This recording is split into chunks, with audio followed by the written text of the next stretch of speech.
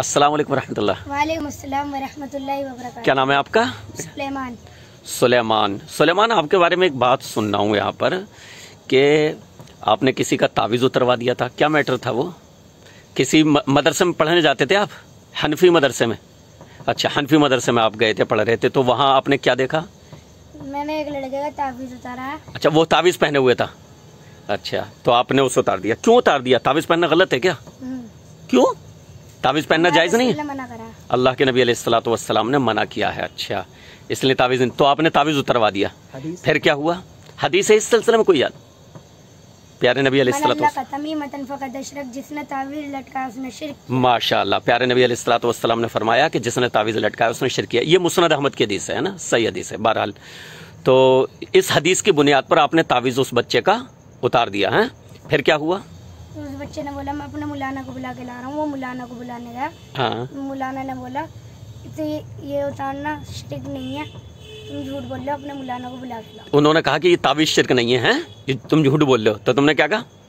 मैंने कहा मैं अपने मौलाना को बुला के ला रहा हूँ। अच्छा, चलो सही। तो तुमने बहुत बढ़िया काम किया। ठीक है, वो मौलाना ऐसे ही कह रहे थे कि ये उतारना गलत है, बल्कि तुमने तावीज़ उतार कर बहुत सही काम किया, क्योंकि हदीस है कि जिसने तावीज़ लटकाया उसने शिर्क किया। तो ये तुमने बहुत बढ़िया काम कहा। वेल डन, जज़ाकल्लाहु खैरा।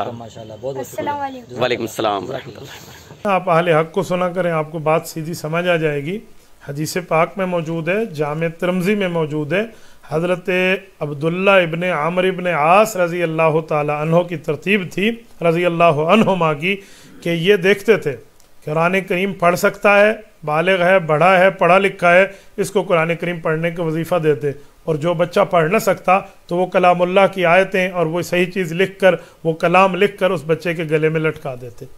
तो आपको किसने कहा ये नाजायज़ है? ये तो हदीस पाक में मौजूद है। मेरे भाई, एक बात तावीज़ के मसले पे जहन में रखें। हर वो तावीज़ नाजायज़ है, हराम है जिसमें शिर्क हो। हर वो तावीज़ नाजायज़ है, हराम है जिसमें गलत बातें हो। हर वो तावीज़ नाजायज़ है, शिर्क है, हराम है जिसमें बुतों से मदद मांगी गई हो, जिसमें गलती हो, जिसमें जिन्नात से मदद मांगी गई हो, जिसमें जो है ना क्या कहते हैं वो मौक्किलात से मदद मांगी गई हो, फरिश्तों से मदद, गैरुल्लाह से मदद मांगी, हराम है, गलत है। लेकिन कुरान करीम की बात लिख कर आपने छोटे बच्चे के गले में लटका दी है, या अनपढ़ है वो पढ़ नहीं सकता, लटका दी, इससे क्या नुकसान है? मुझे बताएं इससे नुकसान क्या है? एक बंदा मुझे कहने लगा हदीस पाक में अत्तमाइम शिरकुन, तावीज़ शिरक है। मैंने कहा शर्म नहीं आती? लफ्ज़ हदीस के और पढ़ते हैं, तर्जमा गलत करते हैं। तमीमे वाला तावीज़ शिरक है, ये हदीस है। तमाइम अत्तावीज़ात नहीं है, तमाइम और तावीज़ में फ़र्क है। तमीमा वो तावीज़ जिसमें बुत से मदद मांगी जाए, शिरक किया जाए, गलत हो, ऐसे को मैं भी हराम और लानत कहता हूँ। लेकिन जो तावीज़ है वो तमीमे से हट के, उसमें अल्लाह की बात है, रसूलुल्लाह की बात है, कलामुल्लाह है, कलाम रसूलुल्लाह है। इसको आप गलत कैसे कह सकते हैं? आप इसको कैसे गलत, कैसे तमीमा बन जाएगा यार? सुनो, जो लोग कहते हैं ना कि तावीज़ पर दलील दो, मैं ना कहता एक बात समझो, दलील तो मैंने हदीस पाक की पढ़ दी है, लेकिन एक जुमला सुने। तावीज़ किस लिए लिया जाता है?